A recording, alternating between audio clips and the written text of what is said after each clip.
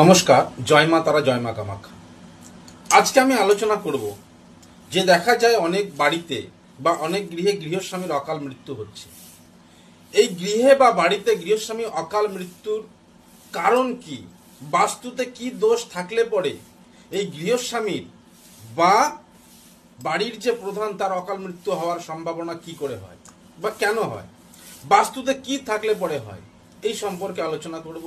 তো আলোচনা করার আগে আপনাদের কাছে আমার অনুরোধ, আমার ভিডিওটি যদি আপনাদের ভালো লেগে থাকে তাহলে আপনারা অবশ্যই লাইক, কমেন্ট এবং শেয়ার করবেন।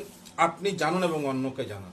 তো আসুন আলোচনা করছি বাস্তুতে কি থাকলে পরে বা আপনার গৃহে কি থাকলে পরে এই গৃহস্বামীর অকাল মৃত্যু হওয়ার সম্ভাবনা থাকে।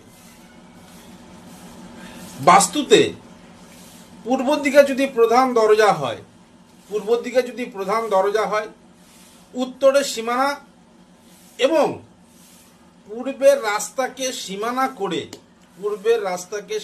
করে ঈশান কোণে যদি উঁচু থাকে বা ঈশান কোণে যদি উঠান থাকে, তাহলে কিন্তু গৃহস্বামীর অকাল মৃত্যু হওয়ার সম্ভাবনা কিন্তু শতগুণ বেড়ে যায়।